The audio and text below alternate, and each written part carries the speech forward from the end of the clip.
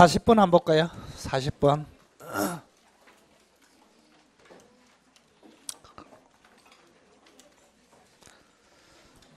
자, 거기 선의 취득이 나와 있죠, 그죠? 선의 취득.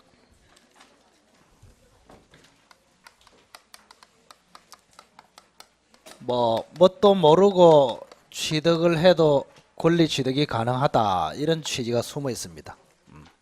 선의 취득. 모르고 취득했다, 모르고. 예를 들어서 갑이라는 사람이 소유자입니다. 소유자. 소인데 을이 지금 시계나 물건을 가지고 있다, 이 말입니다. 근데 을이라는 사람이 병한테 넘겨버렸다, 이런 이야기입니다.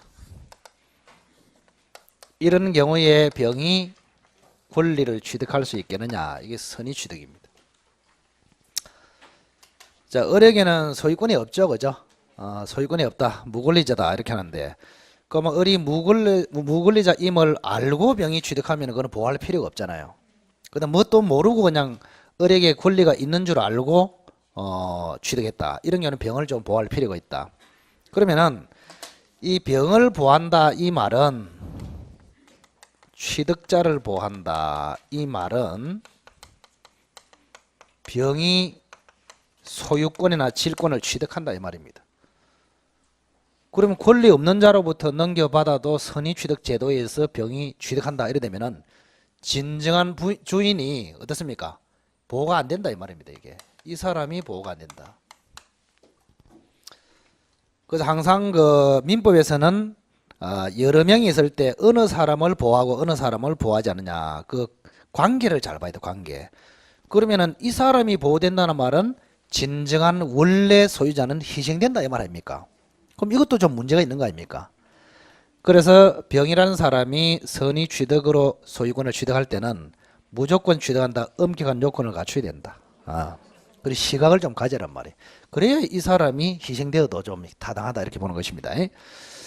자, 이런 경우에 이제 몇 가지 요건이 있습니다. 우리가 크게는 요 물건이 크게 두 종류가 있거든요. 갑이 을에게 맡긴 물건이 있다, 위탁물, 이렇게 합니다. 갑이 을에게 맡기지 않고 이탈했다, 이탈물. 두 종류가 있습니다. 그럼 이거는 위탁물은 그냥 빌렸다 생각하시면 됩니다. 간단하게 빌린 물건이다, 이렇게 생각하시고, 요거는 이제 도품, 유실물, 이렇게 생각하시면 됩니다. 이 두 가지 체제로 되어 있다. 그래서 우리 민법의 선의 취득은 위탁물에 대한 선의 취득하고 이탈물에 대한 선의 취득하고 크게 두 가지로 나눠져 있습니다. 자, 조문을 보시면은 요거는 249조가 적용됩니다. 요거는 249조를 전제로 해서 250조, 251조가 적용이 됩니다. 그래서 조문이 복잡하니까 시험에는 이게 월등히 잘 나오겠죠, 그죠? 이탈물 선의 취득이 돼서. 자, 그러면은 만약에 이제 위탁물이다 그러면은 4대 요건을 갖추면은 선의 취득합니다. 전자는 무권리자, 거래 행위는 유효, 취득자는 선의 무과실, 대상은 동산. 아시겠죠? 간단하게 기억하십시오. 간단하게. 자, 위탁물에 대한 선의 취득의 요건 4가지. 대상은 동산. 동산 중에서도 등기 등록의 대상이 되는 동산은 제외. 그건 부동산하고 유사하기 때문에. 그래서 점유로 공시되는 동산, 그게 선의 취득의 대상. 전자는 권리자, 무권리자, 무권리자. 취득자는 선의 무과실로 점유. 거래 행위는 유효 법률 행위 특정 성계. 딱 3마디 기억하세요. 을과 병 사이의 거래는 3가지 특징이 뭐예요? 유효, 법률 행위, 특정 성계. 따라서 무효이거나 사실 행위이거나 포괄 성계는 선의 취득이 안 된다. 됐고. 그 다음 이탈물에 관해서는 이제 이 네 가지 요건 외에 새롭게 추가되는 게 있다. 이탈물. 그래서 만약에 도품과 유실물이 시험에 나왔다. 그러면은 아까 위탁물에 대해서 선의 취득의 요건을 갖추면은 병이 확실하게 권리를 취득합니다. 확실하게. 확정적으로 권리를 취득한단 말이에요. 다시 한번. 위탁물에 대한 네 가지 선의 취득 요건을 갖추면은 병이란 사람은 확정적 취득이 됩니다. 그런데 만약에 이탈물에 대해서 네 가지 요건을 갖췄다. 그럼 확정적 취득이 아니고 잠정적으로 취득합니다. 잠정적. 자, 잠정적으로 취득한다는 말은 확정적하고 반대말입니다. 그러면 이거는 일단 취득한다 이런 뜻입니다. 일단. 그러면 일단 취득하기 때문에 조만간에 뺏길 수도 있다 이런 이야기입니다. 아시겠죠? 이탈물. 그래서 이탈물에 관해서 네 가지 요건을 갖추더라도 병이란 사람은 확실하게 취득한다. 임시로 취득한다. 임시로. 그래서 주인은 이탈물에 대해서는 반환 청구를 할 수 있다 이 말입니다. 2년 안에 반환 청구를 할 수가 있다 이 말입니다. 반환 청구하면은 잠정적으로 취득했다가 다시 상실을 해버린다 이런 이야기입니다. 그러면 반환 청구할 때 그냥 청구하느냐 변상하고 청구하느냐 이게 이제 포인트다 이 말입니다. 뭐가 원칙이다? 그냥을 위에 써놨잖아 위에. 에? 그래서 그냥 청구한다 이게 원칙이다. 원칙이다. 근데 가끔 갑이 병한테 반환 청구할 때 대가를 변상하고 왜 병이라는 사람이 을에게 10만 원 주고 지금 선의 취득했단 말이에요. 그러면 갑은 병한테 10만 원 대가를 변상하고 반환 청구해야 되는 경우도 있거든요. 그 경우가 세 가지단 말이에요. 세 가지. 응? 하나는 경매시장, 공개시장, 동종의 물품을 판매하는 상인으로부터 선의 취득했다. 이런 경우에는 갑이 병한테 그냥 청구한다. 대가를 변상하고 청구한다. 대가를 변상하고. 그럼 그때는 병한테 변상 요구권이 생긴다 이 말입니다. 변상 요구권. 이 변상 요구권의 성질은 청구권이다. 항변권이 아니다. 여기까지가 여러분들이 공부해야 할 내용입니다. 자, 다시 한번. 우리 민법에는 선의 취득은 크게 위탁물 선의 취득, 이탈물 선의 취득 두 개로 나눈다. 근데 시험에는 이탈물이 잘 나온다. 위탁물에 대한 선의 취득은 네 가지 요건을 갖추면 병이 확정적으로 취득한다. 그 취득하는 권리는 소유권과 질권 두 가지입니다. 선의 취득의 대상이 될 수 있는 권리는 뭐다? 소유권과 질권. 그 다음에 만약에 그것이 이탈물이다 돼버리면은 병이라는 사람이 확정적 취득이다. 임시 취득이다. 임시. 따라서 갑은 2년 안에 반환 청구를 해서 찾아올 수 있다. 자, 2년 안에 반환 청구할 때 그냥 청구한다. 대가를 변상하고 청구한다. 그냥 청구한다. 그러나 병이 선의 취득한 사유가 공개시장, 경매시장, 상인으로부터 선의 취득했을 때 그때는 갑이 병한테 대가를 변상하고 반환 청구한다. 이런 경우에 병은 갑에게 변상 요구권이 생긴단 말이에요. 그 변상 요구권의 성질은 청구권이다. 항변권이다. 청구권이다. 그럼 요거하고 요거 차이가 뭐냐? 만약에 항변권으로 봐버리면은 병이 갑으로부터 대가를 받기 전에 임의로 돌려줄 수도 있잖아요. 맞죠? 선의 취득한 병이 주인한테 돌려줄 수 있단 말이에요. 그러면 대가를 받기 전에 물건을 먼저 갑에게 돌려주면은 나중에 대가 변상을 청구할 수 없습니다. 항변권으로 봐버리면은.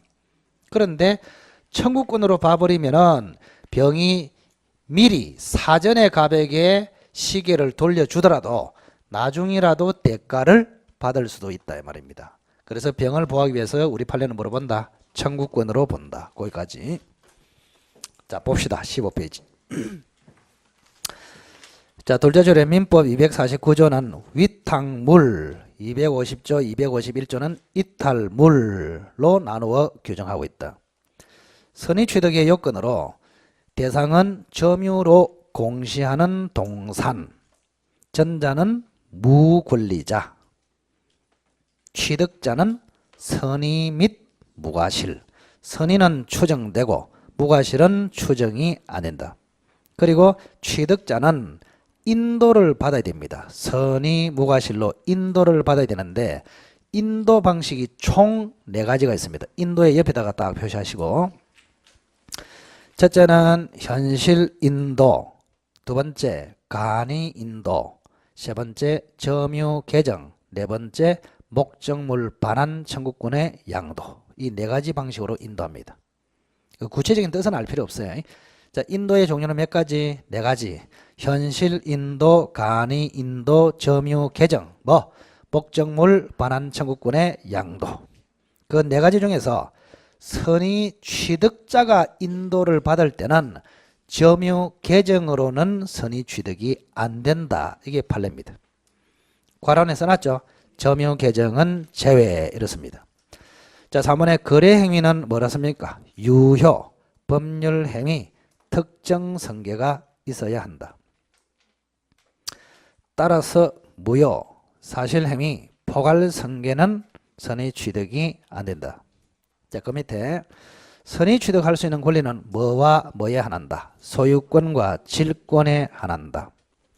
자, 그 밑에 특히 도품이나 유실물, 즉 이탈물에 대해서는 피해자, 진정한 주인은 2년 안에 선의 취득자에게 반환 청구를 할 수 있는데 변상 없이 반환 청구할 수 있는 것이 원칙이다. 즉 그냥 청구할 수 있는 게 원칙이다. 그러나 경매시장이나 공개시장 또는 동종의 물품을 판매하는 상인, 동종의 물품을 판매하는 상인으로부터 선의 취득하는 경우에는 그에게 대가를 변상하고 반환 청구해야 한다. 자, 이때 진정한 주인, 피해자에 대한 10만 원 변상 요구권의 성질은 항변권이라 했다, 청구권이라 했다. 청구권. 따라서 항변권이 아니라 청구권의 성질을 가지므로 먼저 물건을 반환한 이후에 변상을 요구해도 무방하다. 이렇게 되어 있습니다. 자, 그거까지 딱 정리를 해야 됩니다. 자, 41번에 혼동이 나옵니다. 혼동. 자, 우선은 거기 혼동에는 물권 간, 채권과 채무 간 혼동이 있는 바, 우리 민법은 물권 간의 혼동에 관하여 규정하고 있다. 2개 이상의 물권이 동일인에게 귀속되는 경우에 존재의 필요가 없어진 물권이 소멸되는 현상을 뭐라? 혼동이라 하며, 이러한 소멸은 부활할 수 없는 뭐다? 절대적 소멸의 성질을 가진다. 절대적 소멸. 자, 이걸 한번 연습해 봅시다. 자, 여기 잘 보세요. 혼동. 혼동도 이게 보기보다는 시험에 잘 나옵니다. 시험에 나오면 혼동해서 다 틀린다 그랬죠. 혼동해서. 그 혼동하지 말고 잘 들으시라. 자, 이 사람이 지금 주인입니다. 주인. 어리 주인이야. 그럼 이 사람이 빌렸어.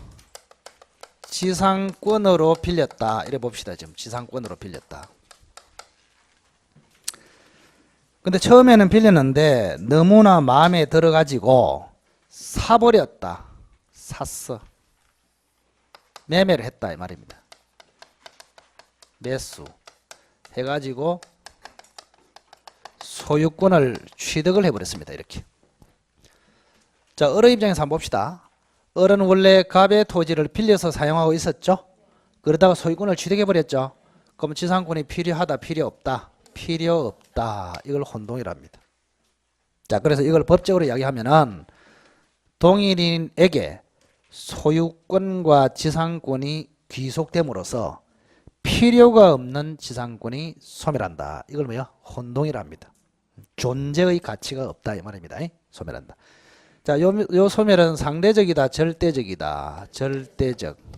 절대적 소멸이 되겠습니다. 따라서 부활한다, 안 한다? 안 한다. 여기까지 우선. 자, 그러면 이제 연습 한번 해봅시다.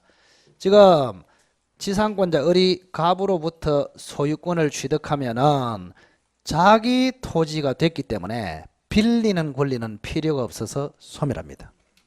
그러다가 다시 소유권이 이렇게 넘어왔습니다. 매도 이래 해가지고 을이 다시 팔았단 말이에요. 그러면은 지상권이 이미 혼동으로 소멸했죠.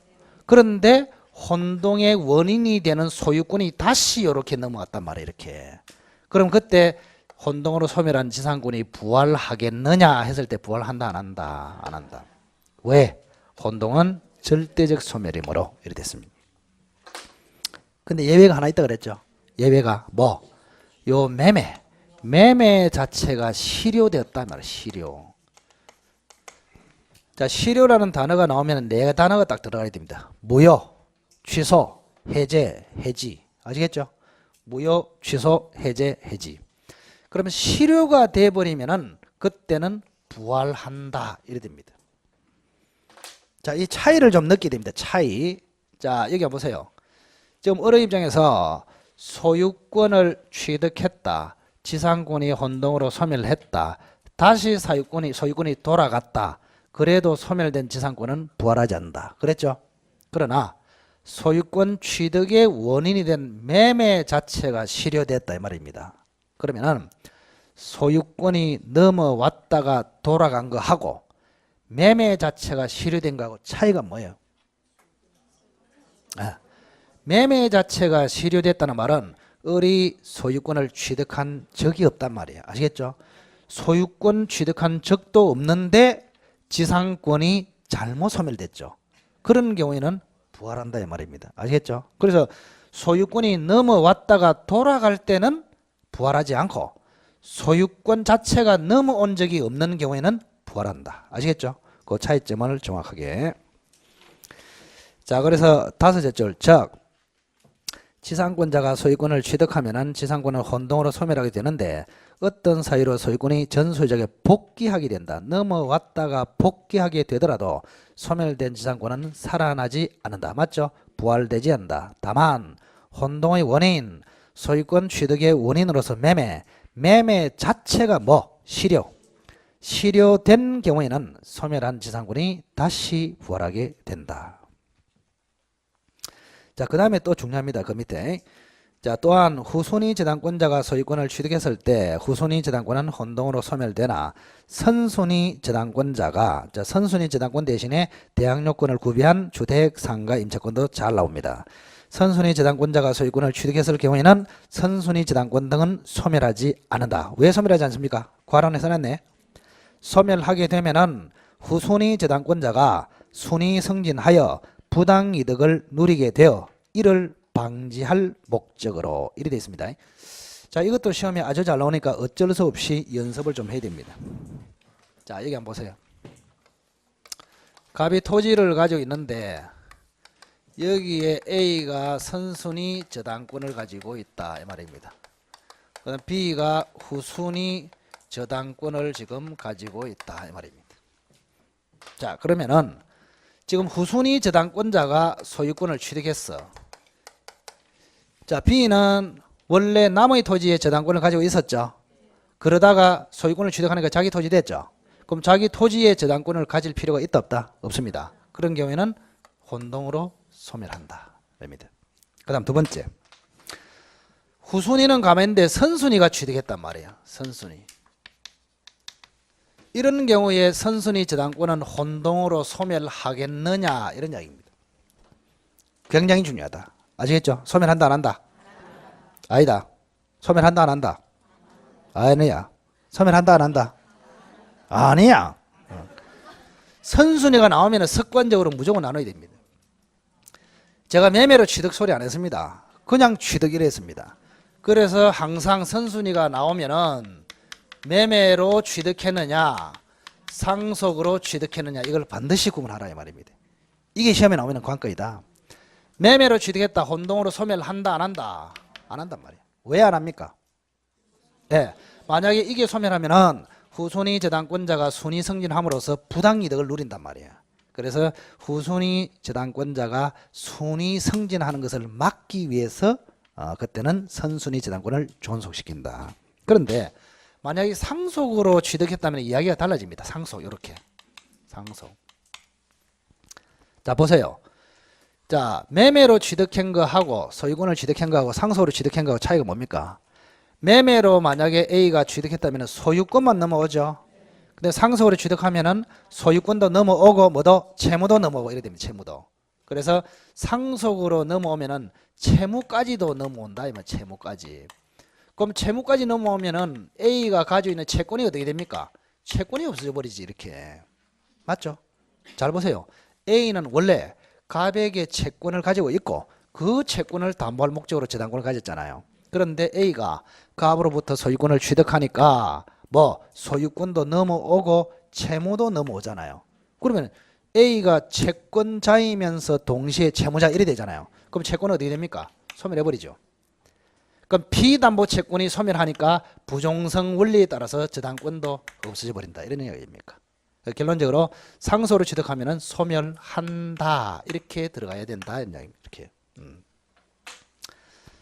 자, 결론이 서섭니다. 후순위 저당권자가 취득한다. 혼동으로 소멸. 선순위 저당권자가 취득한다. 매매로 취득. 혼동으로 소멸하지 않는다. 상속으로 취득. 무조건 소멸한다.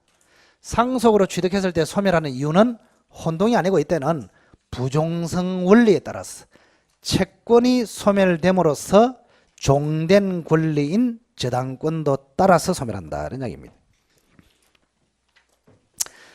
그래서 맨 밑에 한번 보시기 바랍니다. 자, 그러나 선순위 저당권자 등이 매매 등 법률 행위가 아닌 괄호 안에 뭐? 상속으로 소유권을 취득했을 때는 소유권 외에 채무도 승계를 하게 되어 채권 자체가 혼동으로 소멸하므로 채권은 혼동으로 소멸했습니다. 채권 채무가 혼동으로 소멸했습니다. 따라서 부종성에 따라서 저당권도 소멸한다. 이래 됩니다. 잘 정리하시기 바랍니다. 자, 뒤로 넘겨 보시고.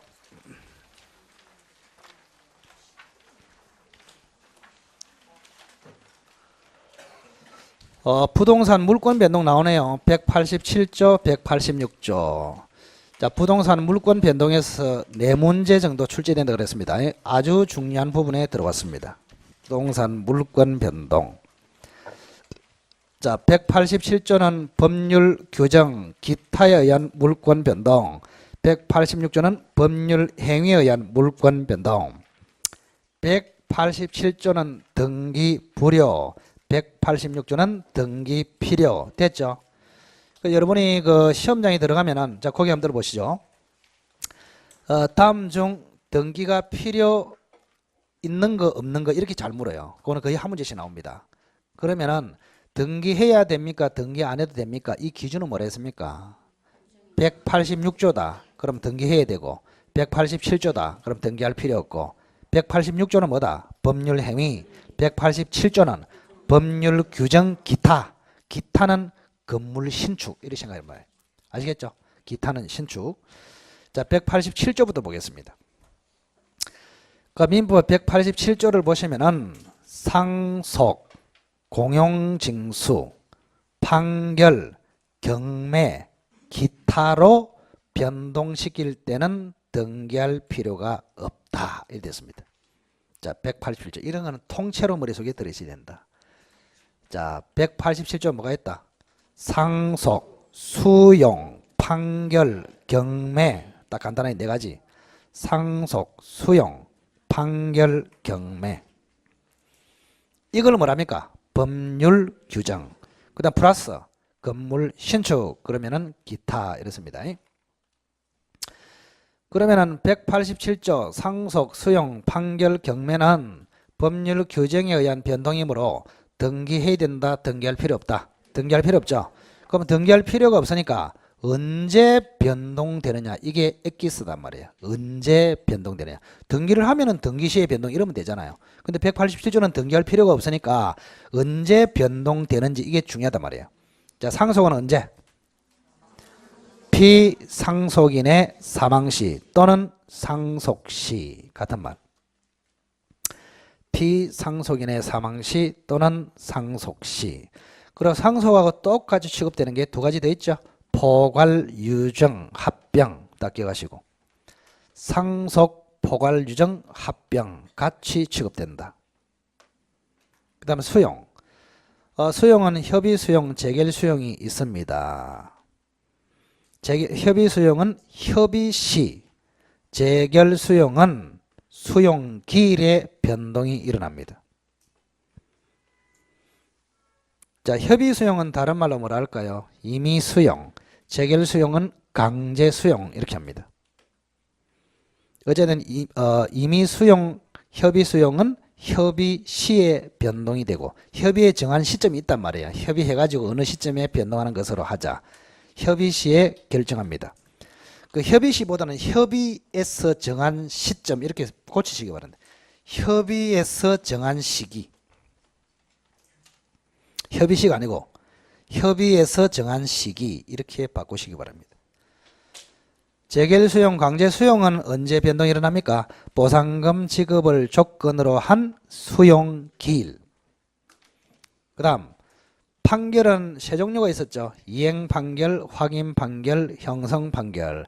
이 세 가지 판결 중에서 등기 없이 변동시키는 판결은 무슨 판결? 형성 판결. 그럼 판결로 변동되는 시기는 언제? 판결 확정 시. 따라서 판결 선고 시 하면은 X입니다. 선고가 아니고 확정 시. 뭐 선고는 천재 아닙니까? 1심 선고, 2심 선고, 3심 선고. 그 선고는 옆에다가 한번 써보실까요? 선고. 선고는 하나의 심급을 종결시키는 재판. 선고는 뭐라고요? 하나의 심급을 종결시키는 재판. 1심 선고, 2심 선고, 3심 선고했다. 그 다음 확정은 신이 아니고 심급. 미안합니다. 발음이 안 좋아서. 심급. 시급 말고 심급. 네? 그 확정은 무슨 뜻이다? 확정. 더 이상 상급 법원에 불복할 수 없는 상태. 그걸 확정이랍니다. 상급 법원에 불복할 수 없는 상태. 그걸 뭐요? 확정. 그래서 판결로 변동될 때는 선고시가 아니고 확정시다. 자, 경매는 임의경매, 강제경매가 있는데 임의경매는 담보권자가 임의로 경매한다. 이게 임의경매. 강제경매는 담보권이 없는 일반 채권자가 판결 얻어서 강제로 경매에 들어간다. 이걸 강제경매. 임의경매든 강제경매든 언제 변동이 일어난다. 매각대금 완납시. 자, 그 밑에 법률 규정에 의한 부동산 물권 변동은 등기할 필요가 없으며 다만 뭐라 돼 있다. 처분 시에는 등기를 해야 한다. 처분 시에는 등기한다. 그러니까 취득할 때는 등기할 필요 없지만 처분을 할 때는 등기해서 처분하라 이런 이야기입니다. 그리고 건물 신축으로 원시 취득하는 경우에 건물 신축으로 원시 취득하는 경우에도 187조에서 등기하지 않아도 소유권을 취득한다. 자, 연습 한번 해봅시다. 거기 한번 들어보시고. 갑이라는 사람이 건물을 신축했습니다. 소유권 취득하죠? 등기해야 된다. 등기할 필요 없다. 등기할 필요 없다. 왜냐하면은 또 시작이다. 이제 나온다. 재발하고 원시 취득이 뭐로 이래 하지 마라 그랬죠. 무조건 등기해야 됩니까? 할 필요가 없습니까? 이래 물었을 때는 186조냐 187조냐 이걸 들이대란 말이에요. 그러면은 건물 신축은 187조 기타에 해당되므로 등기할 필요가 없다. 이렇게 대답해야 된단 말이에요. 아시겠죠? 그래서 성질 자체는 원시 취득이지만은 등기 여부는 187조를 들이대라 이런 이야기입니다. 자, 43번 보겠습니다. 자, 민법 186조에는 법률 행위에 의한 부동산 물권 변동은 등기해야 그 효력이 발생된다고 규정되어 있다. 자, 부동산 등기와 관련하여 한 개의 물건에는 한 개의 소유권, 한 개의 소유권에는 한 개의 보존 등기가 있어야 하는데 이중으로 보존 등기가 된 경우도 있단 말이에요. 맞죠? 하나만 있어야 되는데 이때 어떻게 처리할 것인가? 이걸 이중 보존 등기 문제랍니다. 이중 보존 등기. 보존 등기 하나가 있어야 되는데 두 개가 있단 말이에요. 자, 1번 표제부에 이중으로 있다. 이때는 실체설에 따라서 정확하게 표시된 등기만 살립니다. 이걸 실체설이라 합니다. 표제부의 이중 등기. 그 다음 상란의 이중등기. 여러분 등기부는 항상 머릿속으로 표제부, 갑구, 을구 이렇게 기억하세요. 표제부는 표시란, 그 다음에 갑구, 을구는 사항란 이렇게 부르거든요. 그렇게 기억하시고. 자, 상란의 이중등기 중 명의인이 동일하다. 갑명의로 보존등기 됐다. 갑명의로 보존등기 한 번 더 됐다. 이때는 절차설에 따라서 선등기만 유효. 선등기만 유효. 먼저 된 등기만 살린다. 이런 이야기입니다. 그 다음 이번에 명의인이 다르다. 그게 제일 중요하겠죠. 그죠? 자, 한 번은 갑명의로 보존등기 됐고 한 번은 을명의로 보존등기 됐단 말이야. 명의인이 달라. 이런 경우에는 절충설에 의해서 처리합니다. 절충설이 뭐냐? 선등기가 원인 무효가 아닌 한 선등기만 유효하다. 그럼 이 말은 선등기라도 원인 무효이면은 차라리 후등기를 살리겠다. 이런 이야기 아닙니까? 그죠? 절차설하고 절충설하고 차이를 잘 기억하세요. 명인이 동일하다. 절차설에 따라서 무조건 선등기만 살린다. 명인이 다르다. 절충설에 따라서 선등기가 원인 무효가 아닌 한 선등기만 살린다. 자, 그 밑에 무효인 법률 행위의 뭐와 마찬가지로 무효인 등기의 유용도 무효에서 유효로 살리는 것이다. 추인입니다. 추인. 그러니까 무효인 법률 행위를 살린다. 추인. 무효인 등기를 살린다. 유용. 이래 됩니다. 아시겠죠? 무효인 법률 행위를 살린다. 추인. 무효인 등기를 살린다. 유용. 이렇습니다. 자, 그래서 무효인 등기를 살릴 수 있습니까? 무효 등기의 유용 문제입니다. 자, 표제부의 무효인 등기는 절대 살려낼 수 없습니다. 상란의 무효인 등기는 유용이 가능합니다. 그런데 전제 조건이 있다. 등기상 이해관계인이 없는 한 가능하다. 등기상이 제일 중요한 말입니다. 그냥 이해관계인이 아닙니다. 등기하고 연결된 이해관계인. 상란의 무효인 등기는 등기상 이해관계인이 없는 한 유용이 가능하다. 이 말입니다. 자, 그 밑에 44번 미등기 전매 중간시행 등기. 이 중간시행 등기는 등기청구하고 결합되면 출제 가능성이 110%다. 제가 이야기했습니다. 중요합니다. 중간시행 등기. 자, 그림만 하나 그려놓고 한번 볼까요?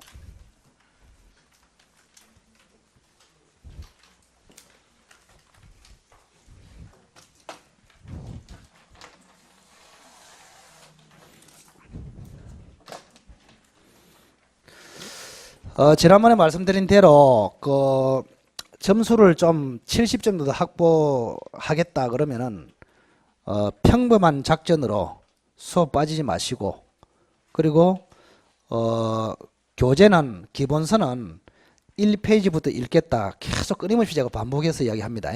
1페이지부터 나는 읽어내겠다 이 생각할 필요 없습니다. 굉장히 비효율적입니다.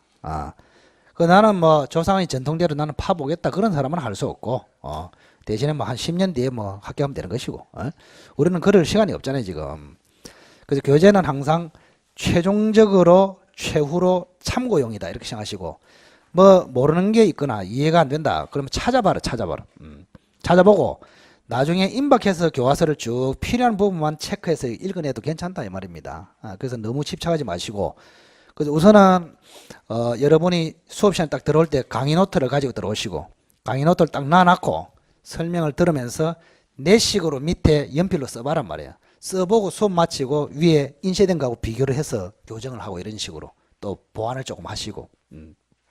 그래서 만약에 여러분들이 강의 노트를 쭉 봤는데 술술술 이해가 됐다. 그럼 70점이다. 이렇게 생각하시면 됩니다. 강의 노트를 봤다. 쭉 읽었다. 굉장히 압축이 돼 있잖아요. 그죠? 내용은 거의 다 들어있습니다. 그게 작아 보이도 다 들어있어. 풀어서 쓴 게 아니라서 그렇지. 강의 노트를 딱 보고 쭉쭉 이해가 된다. 머리가 시원하다. 잘 읽힌다. 이렇게 싶으면 그게 합격이단 말이야. 목표를 거기다가 맞춰보라고 이렇게 맞춰보고, 그리고 토요일날 자료는 오늘 하는 것으로 마무리 짓고, 그러니까 요걸 가지고 강의를 마무리 짓겠다 이 말이 아니고 여러분 공부를 말이야. 이걸 가지고 또 집에 가지고 파고 뭐 이틀 동안 보고 이래 하지 말고 오늘 듣는 거로 그냥 족하라 이 말입니다. 가급적이면 정 안 되면 한 번 정도 빨리 신속하게 읽어보고 이게 넘겨놓고 이렇게. 그래서 토요일 날 강의는 어쨌든 수업 시간에 잘 들어서 그때 좀 소화를 시키겠다 이런 생각으로 좀 나가시면은 한 6, 7월 달 정도 되면은 머리가 조금 시원해지지 않겠나 이런 생각이 좀 듭니다. 지금은 벌써요 여러분들 7개월 조금 더 남았거든요. 조만간에 이제 5개월, 4개월, 3개월 끝 이래 됩니다. 예. 굉장히 빨라요. 그래서 어쨌든 간에 요즘은 제가 삼청에 있어 보니까 좀 공부를 하신 분이 제법 있어가지고 기분이 좀 좋은데 어쨌든 간에 지금부터는 조금 열심히 하셔야 됩니다. 열심히 하고 그리고 민법 공부하시다가 잘 이해가 안 되면은 무조건 들고 저를 찾아다녀 이 건물에서 어디 있는지 예. 아무데나 다 열어봐 괜찮아 이렇게 예. 나쁜 짓 하는 거 아니니까 아무데나 열어봐 예. 지금 내 혼자 만약에 이게 보다가 1시간 동안 노력해도 안 될 걸 저한테 오면은 거의 몇 초 만에 끝날 수도 있잖아요. 그 만다고 그렇게 오랫동안 고민을 하냔 말이야. 대신에 질문하러 오실 때는 가장 큰 주의할 점이 뭐냐? 제발하고 교재를 들고 와라.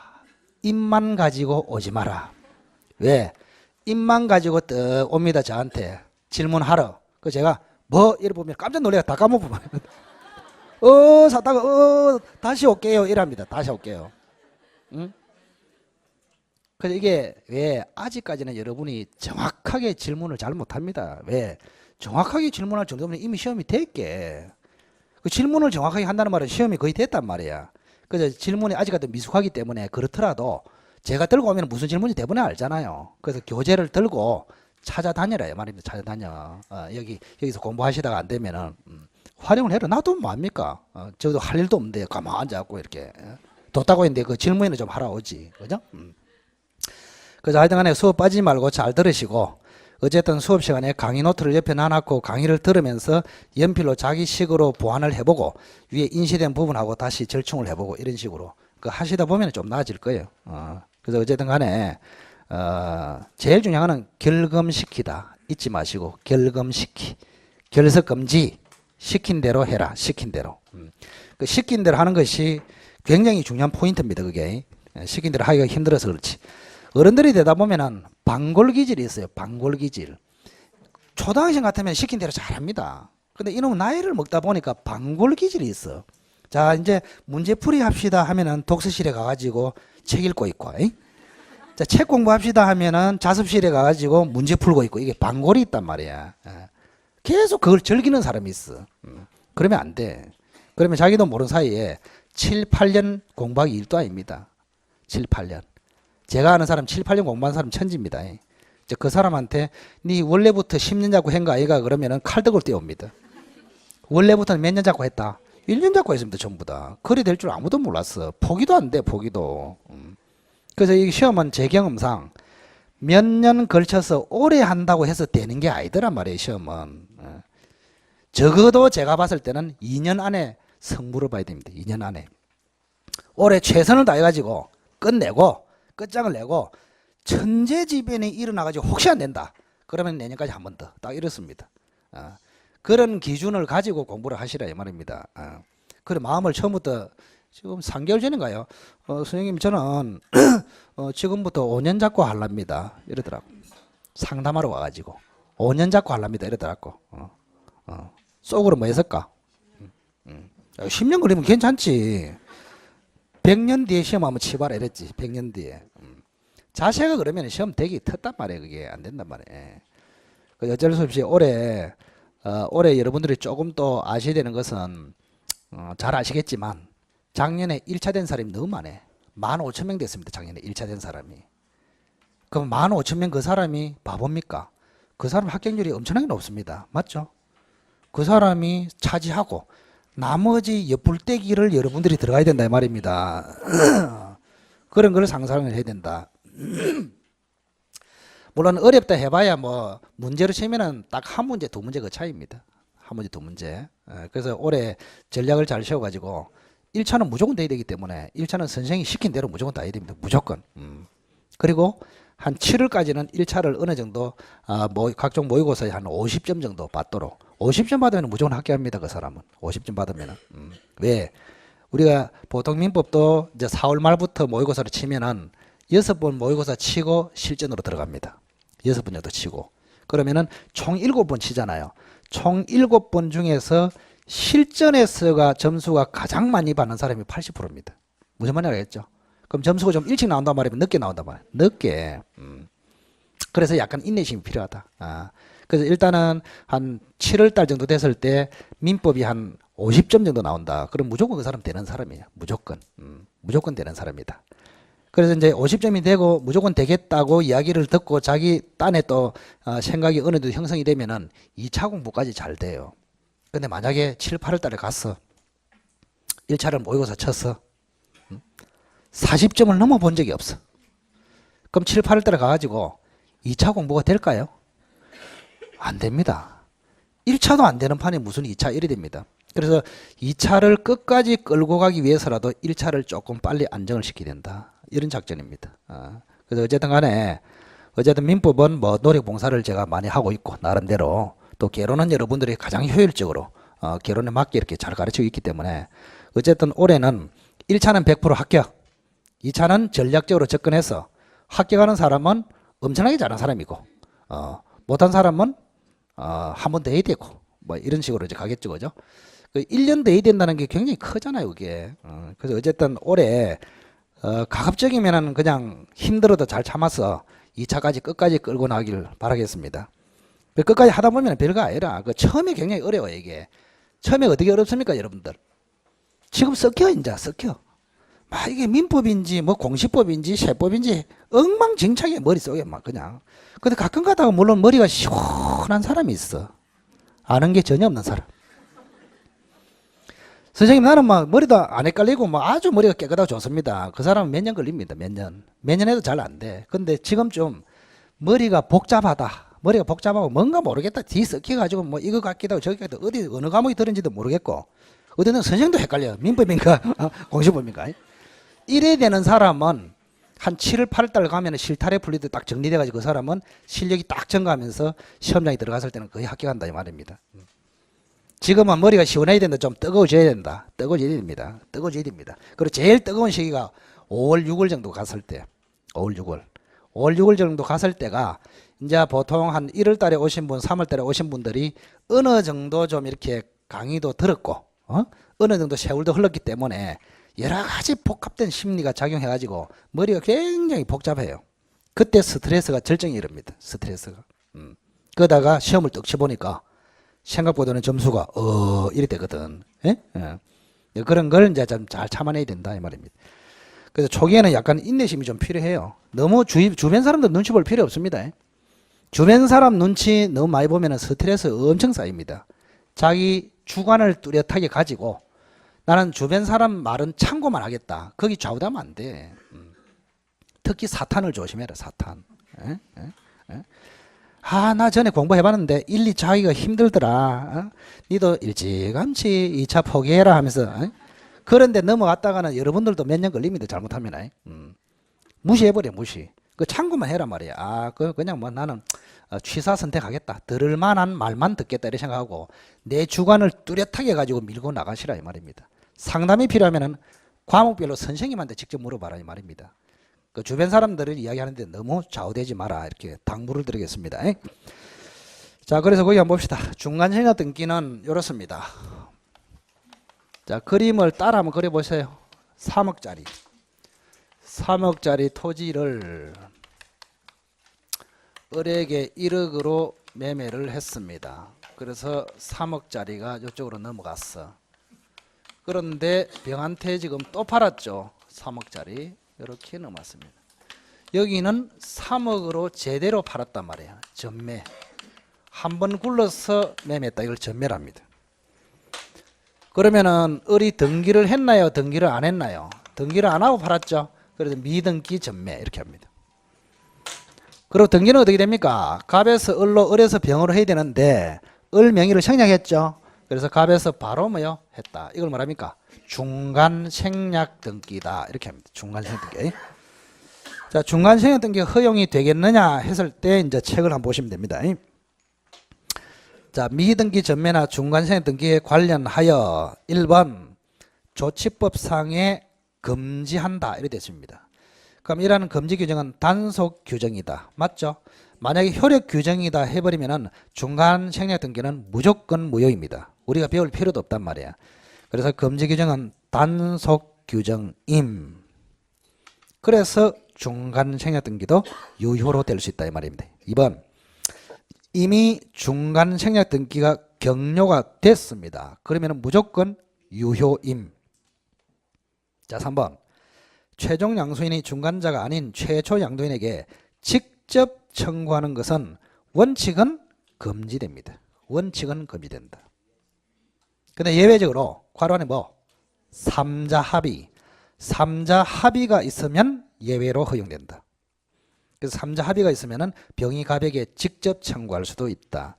자, 3자 합의하고 비슷한 거 우리 판례가 중요한 거 하나 있죠. 채권 양도. 채권 양도에 의한 중간 생략 등기 청구가 가능하다.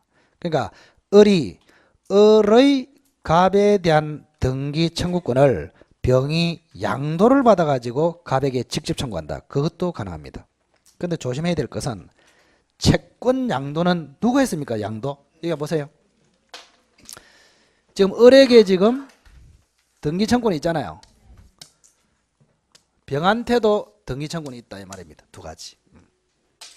그럼 을이 갑에게 청구해서 을 앞으로 땡겨오고 병이 을에게 청구해서 병 앞으로 가져오고 이렇게 가져오는 게 정상적이단 말이에요. 그런데 병이라는 사람은 갑에게 직접 청구할 수 있다. 그러면은 첫째는 3자 합의가 있어야 되고 3자 합의.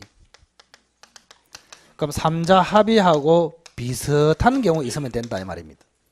이 비슷이 뭐냐? 을의 갑에 대한 등기청구권, 이게 채권이거든요. 을의 갑에 대한 채권을 병한테 양도한단 말이야. 채권 양도.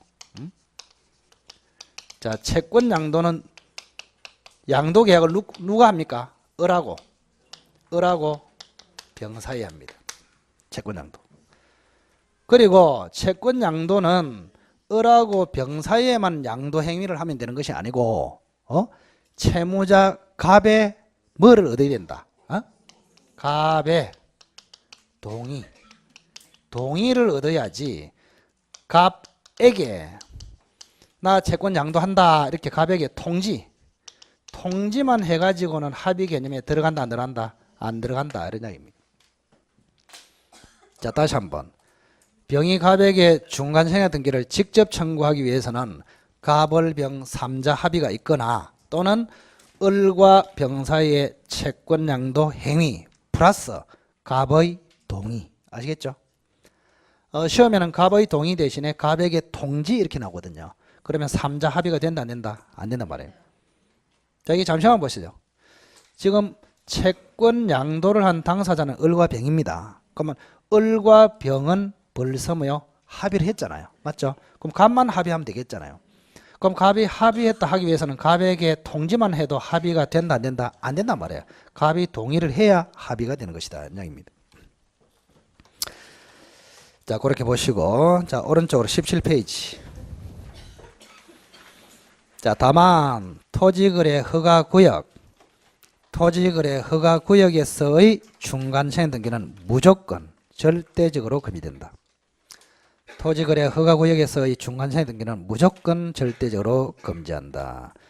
그 토지거래 허가구역, 규제지역, 유동적 무효 이런 말이 나오면은 중간 생략 등기는 무조건 금지됩니다. 이러하면은 약간 허용된다 이런 게 속으면 안 됩니다. 자, 그리고 시효 완성자의 점유 승계인은 완성자의 완성의 효과를 근거로 등기 명인에게 직접 등기를 청구할 수 없고 완성자를 뭐해서 대위해서 등기 청구를 할 수 있을 뿐이다. 이거는 취득서에 나옵니다. 취득서에 나오는데 중간 생략 등기하고 관련되어 있기 때문에 언급을 했습니다. 완성자의 점유 승계인이 누굽니까? 이런 사람 아닙니까? 이런 사람. 여기 보세요. A가 등기되어 있고 B라는 사람이 25년 점유했고, 그죠? 그 다음에 B로부터 또 누가? C라는 사람이 점유를 넘겨받았단 말이야. 그러니까 B를 뭐랍니까? 취득시효 완성자. 이 사람은 뭐를 성계했다? 점유를 성계했죠. 완성자의 점유 성계인이다 이 말입니다. 그러니까 원래는 완성자가 등기 청구를 하잖아요. 이렇게. 그런데 C라는 사람이 등기 청구를 할 수 있느냐 이 말입니다. 자, 여기 보세요. 완성자의 점유 성계인 C가 A에게 직접 청구할 수 있느냐 했을 때, 자, C는 자기의 완성 효과를 들이댔습니까? B의 완성 효과를 들이댔습니까?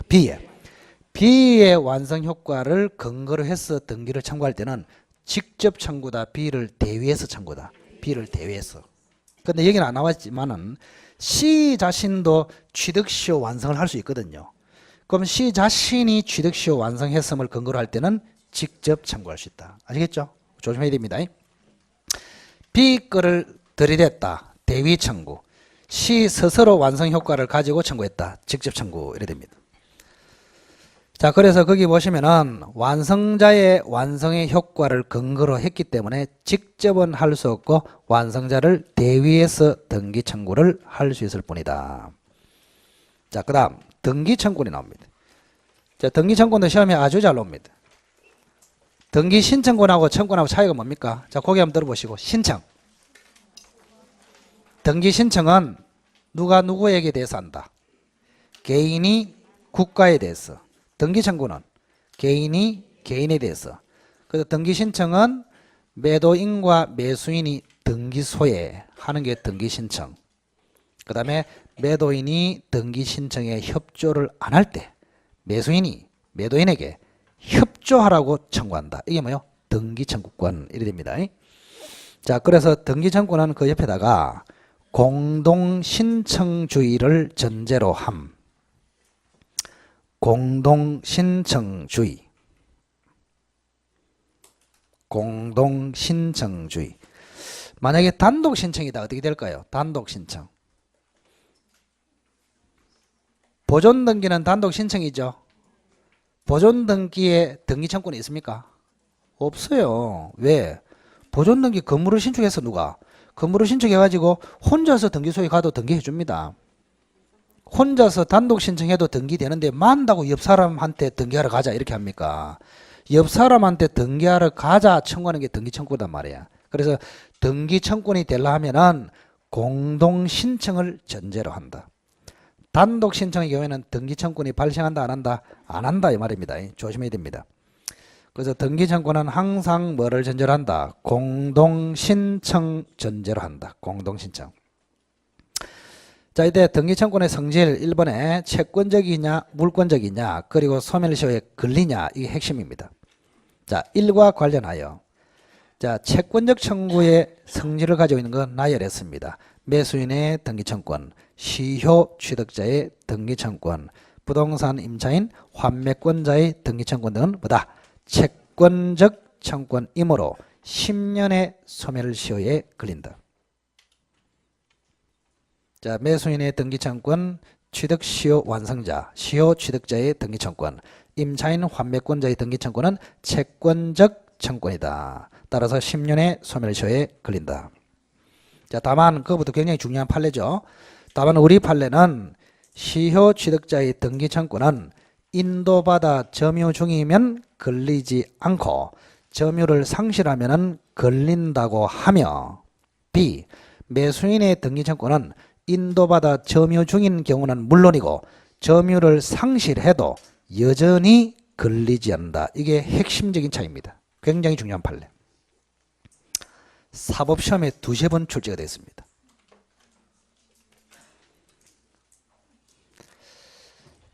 자, 다시 한번.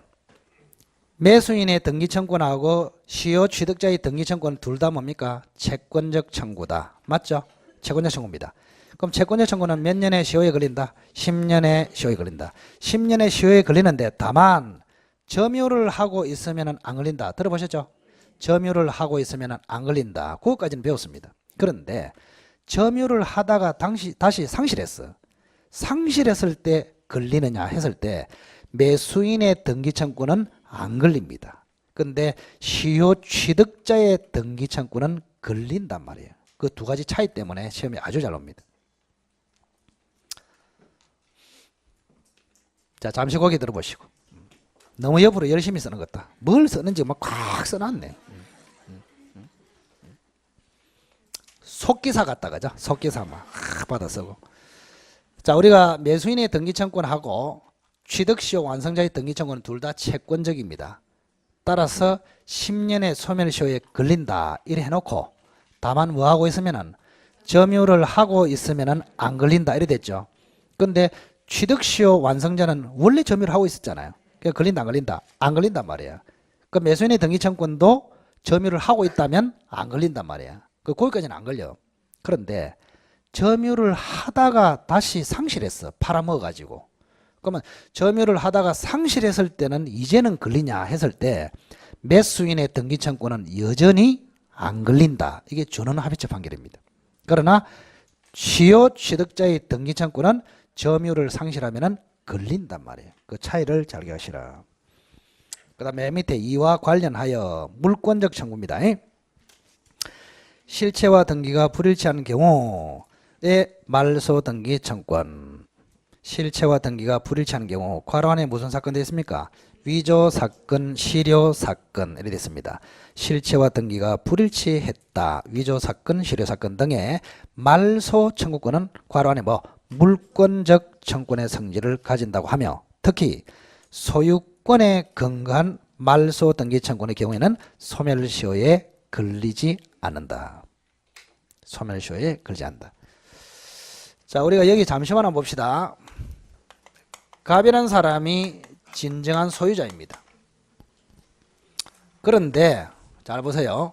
등기가 이쪽으로 넘어갔어. 왜 넘어갔느냐? 한 번은 위조가 됐어.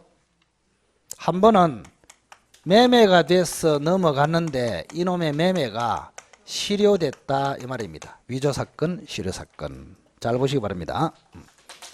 자, 그러면은 위조가 돼서 등기가 넘어가면 소유자가 누굽니까? 갑이죠. 소유자는 갑입니다. 등기는 누가 앞으로? 을 앞으로. 이걸 실체와 등기의 불일치 이렇게 한단 말이에요. 그러면 소유자는 뭐라고 청구합니까? 말소 등기 청구권. 맞죠? 갑은 소유권에 기한 말소 등기 청구권. 소유권에 기한 말소 등기 청구권이기 때문에 소멸시효에 걸리지 않는다. 됐죠? 그 다음 두 번째. 갑이 을에게 매매해서 등기를 넘겨줬습니다. 그런데 매매해준 다음에 매매가 실효됐단 말이야. 아까 실효가 뭐라 했습니까? 무효, 취소, 해제, 해지 이래 됐다. 그러면은 을 앞으로 등기가 넘어간 상태에서 매매가 실효됐어. 그러면은 소유권이 복귀돼 버립니다. 이때 을 명의의 등기를 말소해야 복귀한다. 말소 안 해도 당연히 복귀한다. 당연히. 그러면 말소 안 해도 복귀했죠. 소유자가 갑이죠. 등기는 을 앞으로 돼 있죠. 역시 실체와 등기가 불일치. 따라서 갑은 복귀된 소유권에 근거해서 말소 등기 청구권을 가진단 말이에요. 따라서 물권적 청구로서 소멸시효에 걸리지 않는다. 이런 얘기입니다. 그래서 맨 밑에 실체와 등기가 불일치하는 경우 위조사건, 실효사건 등의 말소 등기 청구권이 괄호 안에 물권적 청구권의 성질을 가진다고 하며 특히 소유권에 근거한 말소 등기 청구권의 경우에는 소멸시효에 걸리지 않는다. 자, 그 밑에 자, 미등기 매수인의 법적 지위 되어 있습니다. 미등기 매수인의 법적 지위. 미등기 매수인. 자, 미등기 매수인이 누굽니까? 그림만 보시고. 자, 조금만 참으시고 한 한두 개만 더 하고 마치겠습니다. 자, 을한테 지금 1억으로 팔았습니다. 잘 보시기 바랍니다. 매매를 했습니다. 토지에 좀 넘어왔어. 시각을 좀 잘 가져야 됩니다. 등기를 을 앞으로 했습니까? 안 했습니까? 안 했어요. 그럼 이게 점유도 넘어왔고 대금도 다 지급했단 말이에요. 이렇게 보통 이렇습니다. 유일하게 을 앞으로 아는 게 뭐예요? 등기만 했습니다. 그래서 이놈을 뭐랍니까? 미등기 매수인 이래 됩니다. 그러면 이분에게 무슨 권리가 있겠느냐? 이걸 우리가 집어내면은 공부 끝이다 이 말입니다. 무슨 권리가 있을까? 첫째 뭐? 겁내지 말고 첫째 뭐? 점유권 점유하고 있잖아요. 점유권. 두 번째 뭐? 등기청구권 있죠? 등기청구는 물권이다 채권이다. 채권. 등기청구는 채권입니다. 채권을 가지고 있습니다. 등기청구권. 또 뭐 있을까요?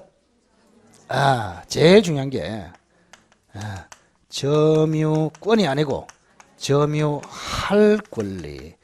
이게 엄청 중요하다. 이렇게 점유할 권리 이렇게. 그러면 만약에 지금 소유자가 누굽니까? 법적으로 갑이지 아직까지 맞죠? 그럼 갑이 소유권에 의해서 반환 청구 딱 한단 말이야. 그러면 을이라는 사람은 줘야 합니까? 거절할 수 있습니까? 거절할 수 있죠? No 이러면서. 거절할 수 있는 근거가 뭐다? 점유할 권리가 있기 때문에. 이거는 점유권이 아닙니다. 점유할 권리. 도둑놈도 점유권에 있거든요. 그래서 점유할 권리가 있다. 그럼 점유할 권리는 결국 이거는 점유권이 아니고 일종의 뭐요? 본권이다. 이렇게 되는 것입니다. 본권. 자, 그래서 46권 미등기 매수인의 법적 지위와 관련하여 등기청구권 있다. 채권적 청구권으로 10년의 소멸시효에 걸리나 점유 중이면 걸리지 않는다. 그 다음에 이번에 점유권이 있기 때문에 점유보호 청구권도 있다. 점유보호 청구권. 자, 마지막으로 3번이 제일 중요하다 그랬죠. 뭐 점유할 권리. 점유권이 아닙니다. 2번은 점유권이고 2번은 점유권 또는 점유보호 청구권이고 3번은 점유할 권리. 점유할 권리를 가지는 자로서 명의인의 소유권에 기한 물권적 반환 청구에 대하여 거절하거나 항변할 수 있는 권리가 있다 이 말입니다. 그 다음 4번에 대금을 완납하는 경우에 사실상의 처분권도 가진다. 이것도 굉장히 중요합니다. 대금을 완납했는데 등기만 안 했다. 이때를 말한다. 사실상의 처분권, 실질적인 소유자 역할을 할 수 있다 이 말입니다. 그 다음 5번에 불법 점유자에 대해서 소유자의 물권적 청구권을 뭐 할 수 있다? 대위할 수 있는 권리가 있다. 이걸 채권자 대위권이라 합니다. 채권자 대위권. 채권자 대위권. 자, 그럼 총 5개가 있네요. 권리를. 다시 한번 봅시다. 이거 외에 뭐 있습니까? 점유권, 점유보호 청구권 있고, 그 다음에 등기청구권 있고, 점유할 권리가 있고, 또 대금까지 완납했다. 실질적 처분권 또는 실질적 소유자, 또 제3자가 불법 점유를 했을 때 소유자 갑을 대위해서 방해 배제를 청구할 수 있는 권리. 총 5개를 기억하시라. 46번은요. 이게 각종 케이스에 항상 등장합니다. 각종 케이스. 물권법에. 그래서 46번도 표시를 잘 해가지고 항상 미등기 매수인 딱 나오면은 등기청구권 있네. 점유보호 청구권 있네. 점유할 권리 있네. 그래서 소유자가 청구하면은 거절할 수 있네. 대금까지 완납했다면은 사실상의 처분권도 있네. 그 다음에 제3자에 대해서 갑 소유자의 물권적 청구권을 뭐 할 수 있다? 대위할 수 있는 채권자 대위권도 가진다. 그러니까 이제 대위한다는 말이 이겁니다. 자, 여기 이제 만약 여기에 병이라는 사람이 무단으로 점유를 해버렸다 이 말입니다. 무단으로. 이 사람은 병이 무단으로 점유를 했어. 그러면 소유자가 누굽니까 지금? 갑이죠. 갑은 뭐요? 방해 배제를 청구할 수 있단 말이에요. 갑은. 근데 이 사람은 소유자입니까? 채권자입니까? 채권자. 소유권이 없잖아요. 방해 배제 청구를 못 한단 말이야. 그래서 을은 갑을 대위해서 방해 배제를 청구하라 이런 이야기입니다. 아시겠죠? 그게 마지막 문제입니다. 자, 그래서 미등기 매수인의 법적 지위는 등기 청구권, 점유보호 청구권, 점유할 권리, 대금을 완납했다면 사실상의 처분권, 또 이번에 불법 점유자에 대해서 원래 소유자, 갑, 매도인이죠. 매도인 주로 그죠? 매도인인 소유자의 물권적 청구권을 대위할 수 있는 권리까지가 있습니다. 잘 기억하시고. 자, 47번까지만 합니다. 자, 등기 추정력 이렇게 되어 있네요. 등기 추정력. 자, 등기 추정력은 옆에다가 한번 적어 보실까요? 점유 추정력과 차이. 점유 추정력. 등기 추정력, 점유 추정력. 자, 등기 추정력은 판례가 인정. 점유 추정력은 민법 200조의 규정. 그 다음 등기 추정력은 부동산을 대상으로 함. 점유 추정력은 동산을 대상으로 함. 자, 등기 추정력은 판례가 인정하고 부동산을 대상으로 하고 점유 추정력은 200조에 규정되어 있고 동산을 대상으로 합니다. 그 다음 47번에 내려와서 등기 추정력과 관련하여 해가지고 1번에 사실상의 추정이 아니라 법률상 추정의 성질을 가진다. 이건 어려운 말이기 때문에 그냥 외워야 됩니다. 소송용어인데 소송용어. 소송용어이지만 우리 지문에 등장하기 때문에 알아야 됩니다. 등기 추정력은 법률 규정에는 없지만 법률상 추정의 성질을 가진다. 사실상의 추정이 아니라 법률상 추정의 성질을 가진다. 그 다음 추정력의 범위, 객관적 물적 범위하고 주관적 인적 범위가 있습니다. 자, 객관적 물적 범위는 내 앞으로 등기되어 있으면 몇 가지 혜택이 있다는 얘기입니다. 권리 적법 추정, 절차 적법 추정, 등기 원인 적법 추정 세 가지를 딱 기억하세요. 만약에 갑이 을한테 매매를 해서 을 앞으로 이전 등기됐어. 그럼 을 앞으로 이전 등기되면 을에게 세 가지 혜택이 주어진다 이 말입니다. 첫째, 을에게 소유권이 귀속되는 것으로 인정. 그 다음 등기 절차도 적법하다고 인정. 매매도 적법하다고 인정. 이런 이야기입니다. 권리 추정, 절차 추정, 등기 원인 추정 세 가지입니다. 추정이란 말은 인정을 받는다, 혜택을 받는다 이런 뜻입니다. 세 가지를 기억하시고 그 다음에 주관적 범위는 뭐냐? 제3자에 대해서는 추정력이 언제나 미치는 반면 당사자인 전자에 대해서는 미치는 경우도 있고 미치지 않는 경우도 있다. 여기 시험이 잘 나옵니다. 두 번째 괄호. 전자에 대해서 미치는 경우도 있고 미치지 않는 경우도 있다. 미치는 경우 괄호 안에 뭘까요? 소유권 이전 등기. 미치지 않는 경우는 모두 생략 보존 등기. 자, 그것만 한번 연습해 봅시다. 간단하게.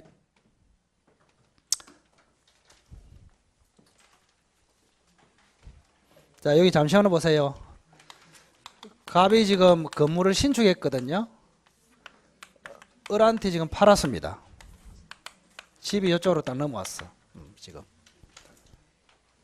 원래는 등기를 어떻게 됩니까? 갑 앞으로 뭐 하고? 보존 등기를 하고 그 다음에 을 앞으로 이전 등기 해야 맞죠? 그죠? 이렇게. 그런데 보존 등기를 생략하고 바로 보존 등기를 해도 된다 이 말입니다. 이걸 뭐랍니까? 모두 생략 등기. 자, 그러면은 지금 병이라는 사람이 제3자, 병이라는 사람이 내 집이다 이렇게 주장이 됐단 말이에요. 그러면은 을이 이전 등기든 보존 등기든 내 앞으로 등기되어 있으니까 니는 주장할 수 없다 이렇게 가능합니다.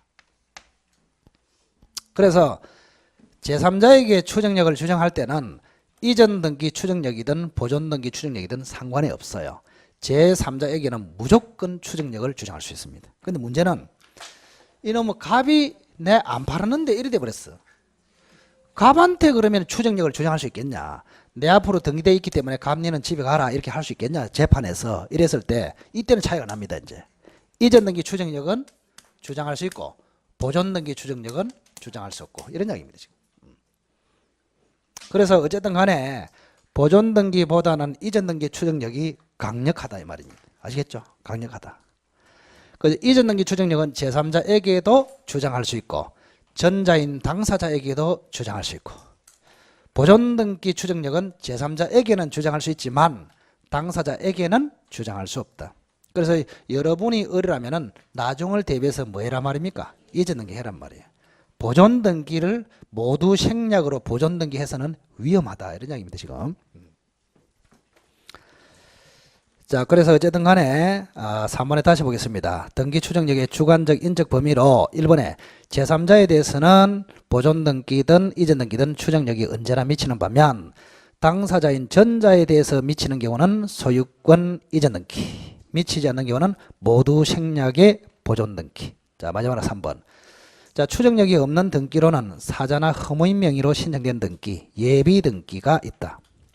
사자 등기, 허무인 등기, 예비 등기. 예비 등기 뭐가 들어갑니까? 가등기와 예고 등기. 자, 그래서 추정력이 없는 등기는 뭐가 있단 말입니까? 요까지는 암기가 돼야 됩니다. 사자 명의의 등기, 허무인 명의 등기, 가등기, 예고 등기. 사자하고 허무인하고 차이가 뭡니까? 사자는 존재했는데 사망한 사람, 허무인은 원래부터 존재하지 않은 사람. 아시겠죠? 가등기, 예고 등기. 그 다음 맨 뒤에 괄호가 뭐 들어갈까요? 무슨 등기라도 추정력이 없는 것은 아니다. 뭘까요? 자, 나온다. 괄호 안에 이제 집에 갈 때다. 거기까지만 하겠습니다. 축하합니다. 무슨 등기라도 추정력이 없는 것은 아니다. 추정력은 있다. 무효인 등기. 그거 조심해야 됩니다. 그거 시험에 잘 나와요. 그래서 추정력이 있냐 없냐 하고 유효냐 무효냐하고 상관이 없단 말이에요. 그래서 추정력이 없는 등기는 사자 등기, 허무인 등기, 가등기, 예고 등기 딱 기억하고 있다가 무효인 등기라도 추정력이 없는 것은 아니다. 아시겠죠? 추정력하고 유무효하고 관련이 있다 없다? 없다 이런 이야기입니다. 자, 토요일 날까지 하고 이렇게 뭐 나름대로 고생을 하시는데 그래도 인내심을 가지고 열심히 좀 참석을 잘 해야 되겠습니다. 주말에 이렇게 빠지지 않고 오실 정도면은 천재지변이 없는 한 합격이다 이런 생각이 듭니다. 그래서 하여튼 주말이라고 해서 빠지지 말고 꼬박꼬박 좀 잘 참석하시기 바랍니다. 아시겠죠? 자, 고생했습니다. 수고했습니다.